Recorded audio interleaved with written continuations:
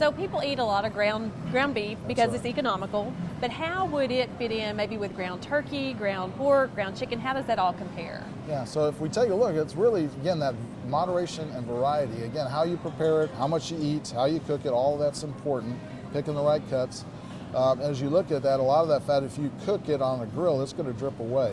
So then when you look at it that way and you compare it again to those other two foods like the black beans and the almonds, you'll find out that tells very much the same story that we saw with the strip steak and the chicken breast that we were talking about earlier. So for example, now we have, again, 100 grams across the board of 85% lean ground beef, which is a fairly normal level of ground beef that people purchase. Black beans, roasted almonds, and 85% lean ground turkey, which many people use as a replacement for ground beef. You notice that there really is very similar if we look at the ground beef and the ground turkey as far as the amount of protein that they produce, all the way down to the amount of saturated fats, monounsaturated fats, and polyunsaturated fats.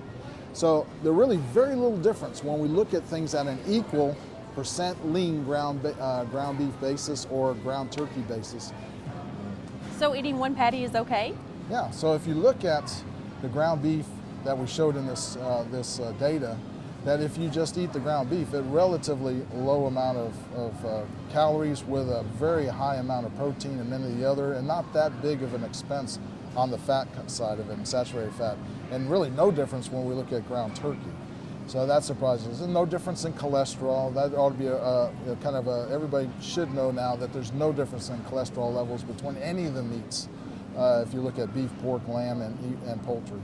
So when we take a look at that data, it would say, the beef and the bun is probably good, but when you add the cheese and when you add the mayonnaise and you add all the other condiments onto that, that's when, bacon and all, that's when you start increasing the level of fat. The patty itself has very little fat in it itself when you cook it and allow the juices to drip away. What's the maximum amount of fat in a ground beef patty?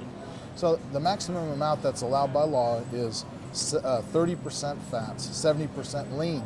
And generally most of the formulations that you get in a retail store like this are going to be at least 73%. You'll see that as regular ground beef. Don't think that just because you're getting ground sirloin or ground round that it's actually leaner. Many of those are formulated to be about 85% lean. Look at the percent lean that it says on the package. That's what's the critical part. Where it comes from is not as big an issue.